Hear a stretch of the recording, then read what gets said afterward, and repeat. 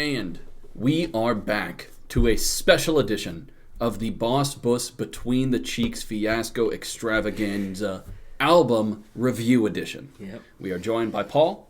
As always. And Zack. And me. And Yep. I am here. How's everything been going, bud, since Grand Con?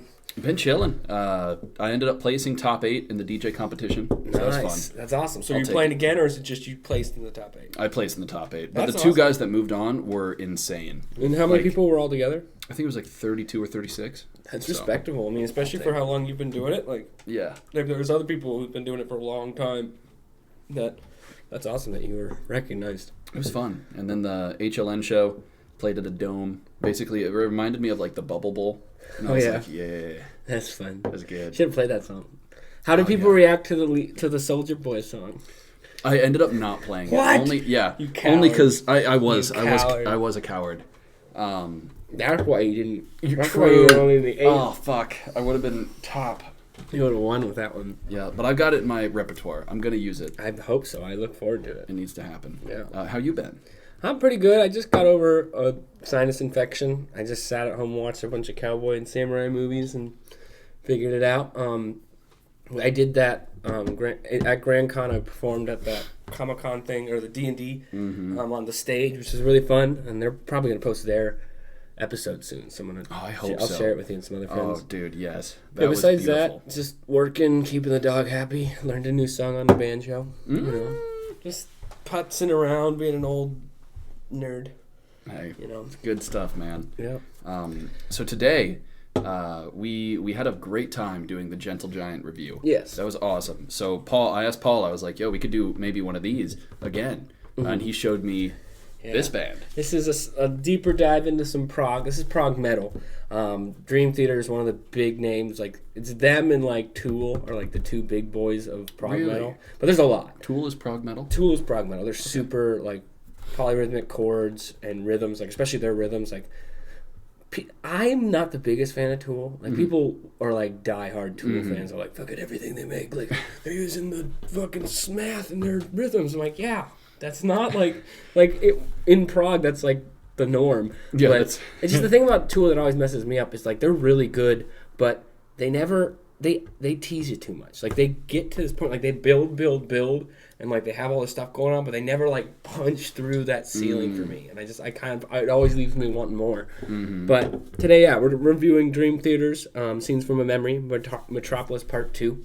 It is their concept album. It's probably among fans either the best or one of the best albums they've ever made. This one's important because this is the first album they had Jordan Rudess, who does he does the keyboard, synths, and like makes all like the background sounds and everything. Like, he's very like he's created his own synths and his own like keyboard stuff. Really interesting, cool looking dude. He's actually who got me into Gentle Giant, because like I was reading something about him. He's like my top 10 influential albums, and one of them was Gentle Giant. And I was like, ooh. But yeah, I've loved these guys since I was a little kid. This album is their concept album. Metropolis Part 1 is just a song, and it doesn't really tie in. The music is similar, like the themes and the songs are kind of similar, but the actual lyrics and the story has nothing to do with each other, really. Gotcha. But yeah, this is your first time reviewing it, so before we deep dive, what are your thoughts? I would say, just like I would say a lot, I mean, at least from Gentle Giant, like the first listen through, I feel like there weren't as, like, I didn't pick up all of the story elements that I could. I tried my best, knowing that I couldn't do it from Gentle Giant, but like, I'd say it was really easy to follow musically. Like, it was a lot more streamlined rather than Gentle Giant, a little more like bouncy. They come from more angles. Gentle Giant, they have more of that classical inspiration than Dream Theater does. But that's also because this is more. Like, prog was just new at that point. So they were just throwing things together and finding all this weird stuff. This one was like a little more methodical, a little more following a prog kind of formula. Yeah, no, it was beautiful though, and I mean, I love metal, and like this, there were a few songs where I was literally like, oh, yeah, ooh, that's a meaty, especially like Home. when it starts off slow, that is, and then it just it starts off like almost an Indian kind of, and it just brings it all in. Oh, that was meaty. Yeah. But the story was interesting. I think I caught most of it, but I know you're going to do a way better job of explaining it. We'll explain the story. But yeah, first of all, Dream Theater, they are, like I said, one of the best bands in Prague. The band is literally comprised of like every one of the artists is like a virtuoso in their own right. Like you got John Petrucci, who's their lead guitarist, debatably one of the best guitarists in the world. Like he can do stuff no one else can do, and like he's insane. He's super fast, can just super technical. Like this album shows off his chops a lot. But if you really want to see like one of the best guitar solos ever, the song "In the Name of God," there's a guitar solo there that like. It's impossible. Like he can't play it completely perfectly, but like I've seen him play it live, and he only misses like a couple notes, and it's like it's insane. Their original drummer, Mike Portnoy, is I would say the best drummer alive at the moment. He can play things that are insane.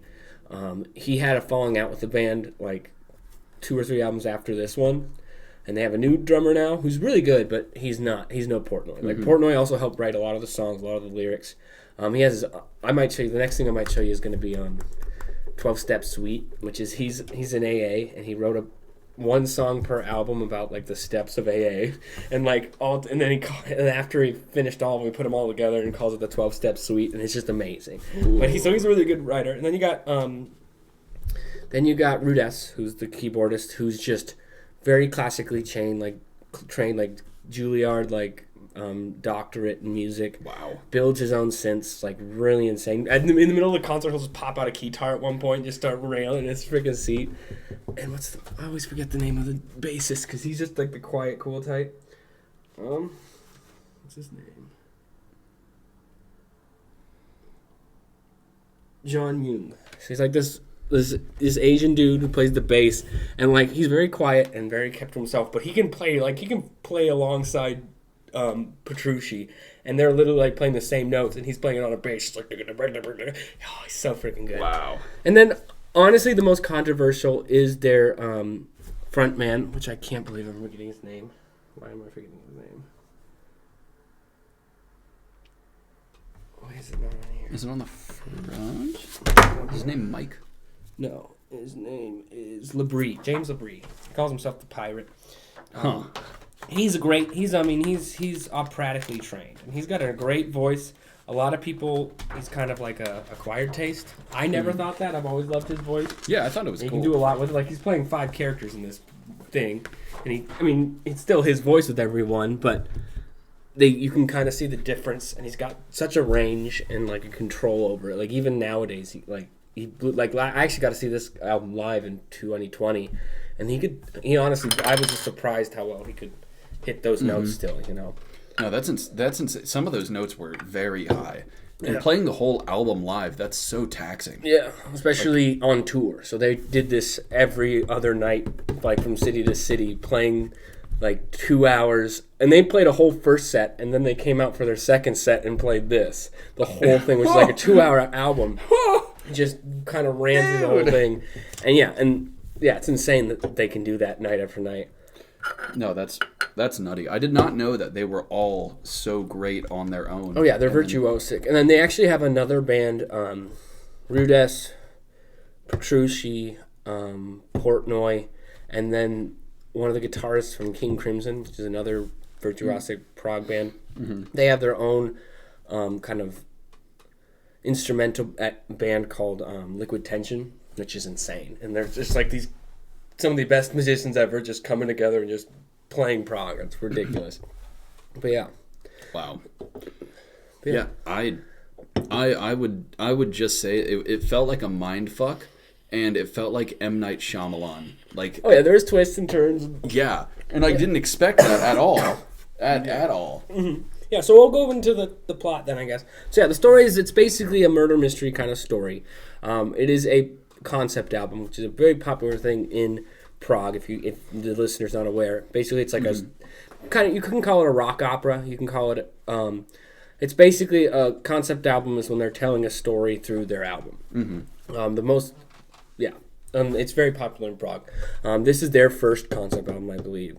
and it is over this murder mystery where the main character, Nicholas, he goes into regression therapy because he's having these weird dreams and weird visions of like this girl, and he talks to this therapist and finds out that it's like his past life, and he has this past life of this girl named Victoria who was murdered in the 1920s, and he wants to try to figure it out. So he does this. He goes to this hypnotherapist, goes under and starts like seeing her memories and reliving her life.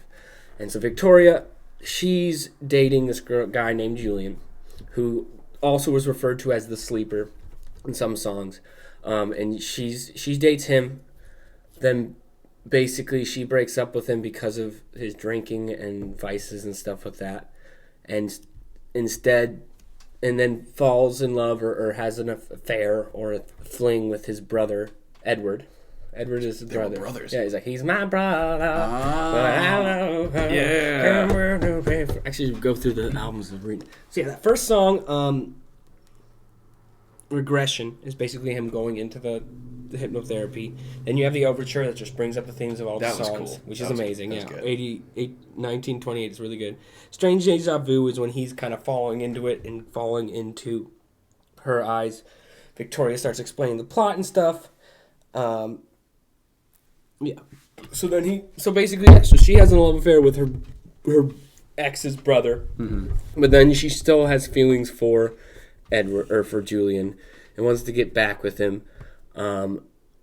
Sorry. At this point, yeah, she's with Edward, and then Julian confronts her, and there's this murder. I'm kind of explaining it a little in a weird way. It's kind of because it's set out in a certain way, and I'm explaining it a different way. But yeah, so basically, Nicholas, after realizing that this is the girl he has a past life with, he finds some newspapers about her being murdered. It was the paper calls it a murder-suicide, where Julian finds her, shoots her, and then leaves a note saying that he's just mad at her for cheating on him or whatever. I feel like it's a case solved, but he's getting a memory as Victoria, where he's not really sure. Like Victoria said, there's more to this, and he's like he wants to try to understand. He's like maybe understanding this murder and what actually happened will allow me to have some peace and let Victoria move on and figure that out. And so he dives deeper into the thing and figures out about Edward, who is Julian's brother. Edward is also called the Miracle at some points. And she has an affair with him, but because Julian is getting into his vices and drinking, gambling, drugs, shit like that. And so she was with Edward, and then after a while, her heart still belongs to Julian, and she wants to love him again. Edward ain't happy about that. Yeah. Edward's like, fuck it, I can't let her go. She's just like, he's like, fuck it. And she finally breaks free from Edward's spell. He kind of like tricks her, manipulates her a little bit. She finally breaks free of Edward, going back to Julian, and Edward's like, "This is it." And he writes a suicide note for Julian, saying that like, "I'm mad. I don't want to kill her." Like basically, it says it in the. I don't know the actual words. Basically, it's like a suicide note. He's like, "I'm gonna fucking kill her and kill myself." And so he's like, yeah. He's like, fuck it. If I can't have her, no one can. I'm gonna kill my brother too. So he shoots both of them in the street. And he tells her to open her eyes, because that's what he said to her in the thing. He's like, open her eyes, Victoria. And she's like, and she's screaming. It's like that boom, dan, dan, boom, dan, dan, that middle song, Fatal Tragedy. No, that's One Last Time, where they're dying, and he kills them. And as he's revealed to be a senator, and he uses his position to explain like what happened, and like obviously my brother murdered this girl, it's tragedy, whatever. And so so he dies. The reveal is that Edward was the killer, and this I'm explaining is super bare bones. This is even more bare bones than my bonk story. But Nicholas wakes up and he's like, I can't believe I finally released it. Like I feel like this weight is lifted. Like I'm able to escape from this, and he's just like free. He leaves his hypnotherapist office, goes back to his house. And then, kind of just like, there's a really long, pause, just relaxing, just rocking a rocket chair, puts on an album, and then he hears, open your eyes, Nicholas. He's, what? And then he dies. And the reveal was that the hypnotherapist past life was Edward. hypnotherapist was Edward in a past life, and he murdered Victoria's new second life, which is Nicholas. Whoa. Yeah. I wasn't sure at the end. I Yeah, knew they weren't sure, and then Portnoy actually revealed that afterwards. Like, yeah, they get intention. And honestly, if you watch it live, you can see like they have a whole visuals of like almost like a comic book stills that pass through of the actual story. But honestly, the story is hard to fully follow just listening to it. Like if you have the lyrics in front of you, it's easier. But like the themes of it is regression therapy, themes of murder and mystery, themes of love lost, found, then lost again, things like that, and just like this mystery kind of surrounding all of it. Such a good album though. But yeah, that's basically the story, is that he went in, discovered the reality, and then was murdered for it by the same guy as the cycle continues again in the next life. Because that's the same thing. Because the same thing that Victoria, Edward says, "Open your eyes" to Victoria right before he kills her, and then the hypnotherapist says, "Open your eyes" to Nicholas right before he kills her. That's the one thing where I was like, wait a minute, something's going on here. No, something's not right. Yeah, but it's a great album. My favorite songs are definitely "One Last Time," "Finally Free." The first part was like, "Feeling good this Friday afternoon." Yeah. And it just starts in this like happy uplifting, and then slowly breaks down into the murder of everybody, and then breaks free again with Nicholas finding this light and having this light, and then he dies as well. So it's like it's a mirroring of her finally breaking free and finally realizing what she wants, and then being murdered by the one that got her to realize it but also hates her. And then again, Nicholas finally realizing, finally breaking free, finally understanding, and then being murdered by the hypnotherapist, who is Edward's like new life. Second life. Yeah. Oh my goodness. No, that makes so much sense thinking about it like that in the final song. I really liked the Dance of Eternity. Oh, Dance of Eternity. That was literally, I could picture like a 1980s or 1990s boss fight going on in a video game. Yeah. Like Prague is one of either Prague or Psytrance is the only stuff I listen to when I'm like playing video games, because it really it's just a lot of shit going on, get you going. Like most prog and most classical music, it's definitely something you either have to listen to a couple times, and you actually have to like give it attention to really appreciate it, like to see how the themes carry from song to song to song, and how they build and change them, and like will add dissonance or take away the dissonance. And especially if you know the story, listening to it, it's easier to kind of understand what they're saying. Pick it up. That's why, like if you listen to this before you listen to the album, it might give you a clearer understanding of, as the story goes on, it makes it a little easier to follow. Because that's the thing with concept albums, is I love concept albums, because every time you listen to it, you get a little bit more of the story. But also, like, the first time you listen to it, you're not going to get the story. No. You just kind of gotta... I missed a few. Yeah, it definitely is. But yeah, it's a great album. Definitely a good intro to Dream Theater with their, the way they play. Like, they like, how they really... Like, they're kind of focused, or their style is they'll create, like, a couple chord changes and just, like, create, like, a melody or a kind of form. And then they'll have, like, 5 minutes of solo in that, where each people get to like play and dance on their own, play like an insane amount, like insane quick, fast, just changing, and everyone's just doing their own thing, but they're all doing it at the same time, like together. It's wild how they can just build and jump from each other. Yeah, 100%. One of the main like takeaways I got was, damn, these guys can really play instruments. Oh, it's insane. Like, no, 100% that. I loved the vocalist's vocals. I thought they were great. The Breeze amazing. I liked his voice. I think he has a very unique voice, and some people don't like that. But I think his unique voice, he can hit notes, he can belt it out. He's a good stage presence. If you ever see him live, like, he's great. But like the criticisms I've heard of Dream Theater, the main ones are, I can't get into the singer, or sometimes their lyrics can be a little corny, which I agree. Like, especially Count of Tuscany, which is one of my favorite songs there. So there's a couple lines in there that are kind of like, come on, guys.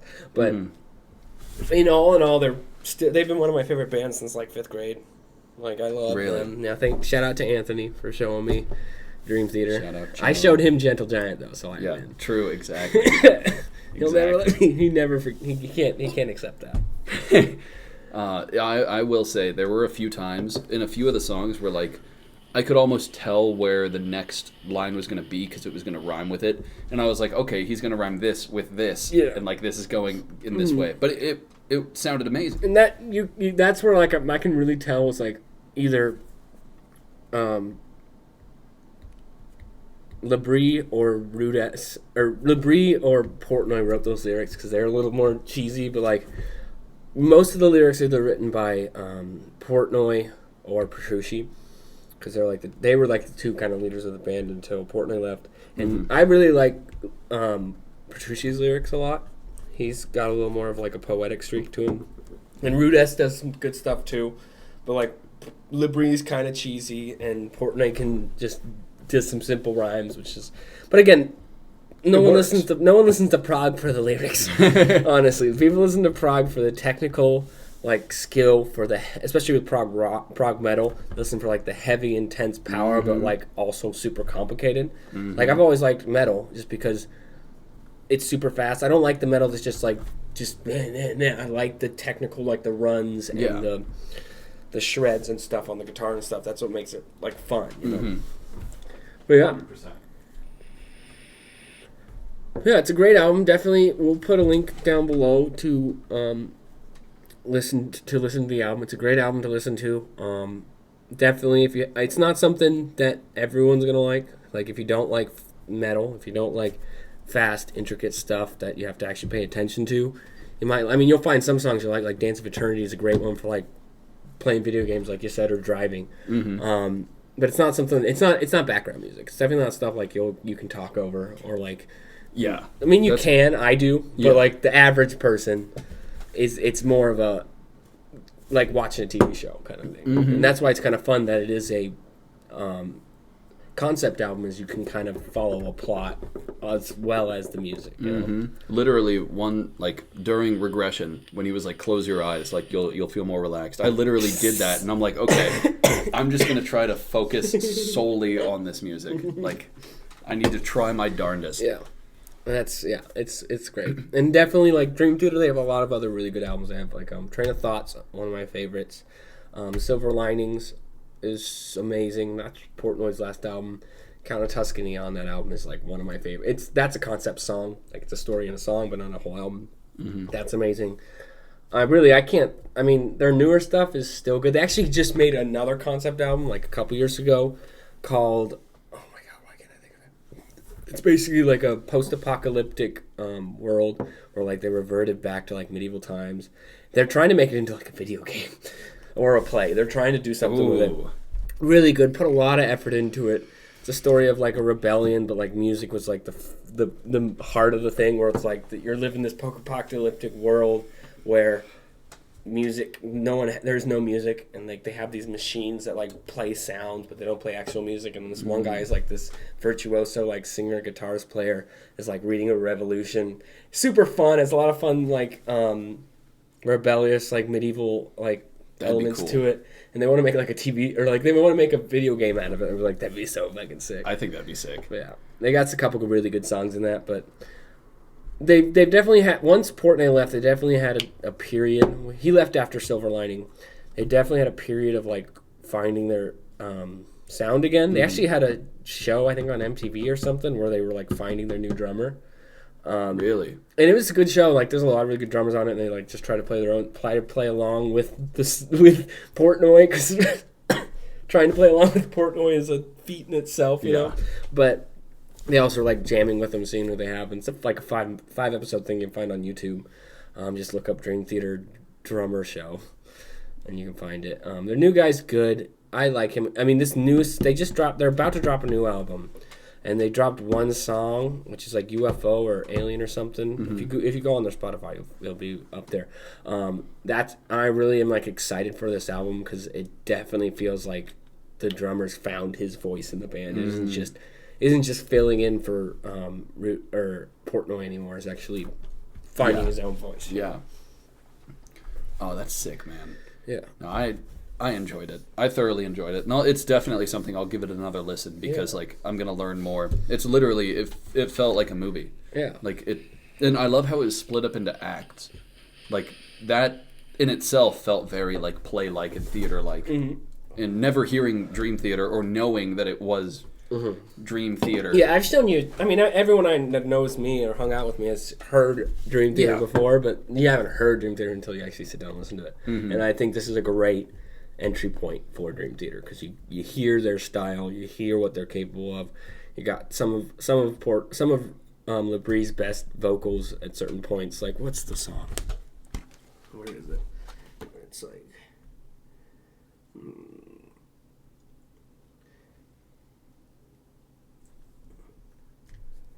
I liked Home so much. Just because that hit all my musical. No, yeah, that's actually the song I'm thinking of. Is like the. There's a new world that's born when each one was died. I was told when you dream of the next world, you'll be swimming. It's just it's so bounty. Oh, it's so good. Yeah. But yeah, he's got some great vocals. If you want to listen to Metropolis Part 1 beforehand, you can.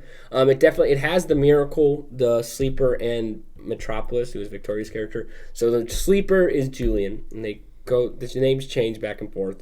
The Miracle is Edward, the bad guy. And Victoria is Metropolis. And the first one's more just like their rivalry over this woman. And it doesn't really, it's more just like a thematically similar, but not the same story in any way. Yeah. And it's an amazing song. Some of the best, like one of the best songs, like guitarist wise and like solos, but you don't need to listen to it to understand this at all. But yeah. Wow. I'm glad I got to show you it. I'm liking this kind of new format. Dude, I can just show you shit. Yeah, exactly. Well, you can show me stuff too. No, I know. I've thought about it, but I'm like, well, I got to really think of one that I think would be like worthy of something like this. But something this has been great. Break down in. Yeah, especially something you like haven't heard before. But this fantastic. Yeah, I was lucky to watch this live, man. I was so happy. Like I didn't really know they're gonna play the whole album because I knew it was like a 20-year anniversary. But like after they did one tour like back in like 2005, they said we're never playing this full album live again because it's a lot to do. Yeah. And then the 20th anniversary came out and they're like, we're gonna play it. I'm like, wait. Like at the day I got, like me and Philip went to the concert and I was like, wait, they're playing the whole album. I was just like. Dude. I just lost my fucking shit. And they had like all the visuals behind it. Like they had like a comic book story of the story falling behind them. It was so. That sounds amazing, dude. Yeah. If they ever end up like coming again, I will. I know they're going to KC soon. Nice. Anthony wants me to come down to Texas because they're touring through Texas, and I might go with them. Yeehaw, dude. Because the first time I went, it was in 7th grade, and me and Anthony were like, it's in KC, and we really want to go because it was the 20th anniversary of Train of Thought, which at the time was my favorite album. And they were going to play a lot of songs of that, including Space Dive S, which was the first song we ever heard from Dream Theater. And we're like, okay, we need to go. Yeah. And it was the middle of like a Wednesday at school, and he's like, you can just like get in my car and just come with me and just not tell our parents till we come back. We're like, okay. So yeah, I just ditched school to go to a fucking Dream Theater concert with my brother and stayed the night at KC, and like we called our parents like on the way out to KC, and it was funny. But that's great. It was a good time. It was a great concert. I still have that shirt of theirs, and I still can fit into it. I can fit into it. I'm a little chubbier now, but I'm working on that too. I feel that. But yeah. So yeah, that's Dream Theater's Metropolis Part 2. We'll put some links down below. It's definitely, if you listen to the Genesis or the Gentle Giant episode and liked Gentle Giant, Dream Theater's not the same, but it is that kind of complexity. It has the same complexity, just in a different way. It's heavier. It's that metal kind of style, but it's still got like those classical themes and really like intricate, difficult to play music.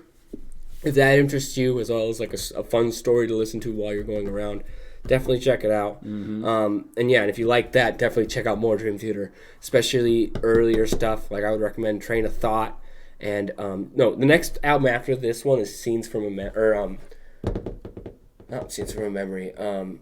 8 Degrees of Inner Turbulence, and it's an album about mental health and like. They have the first half of the album just about like mental health in general, and then the second half is each song is 8 songs, and each song deals with another like mental problem, like schizophrenia, like bipolar disorder, stuff like that.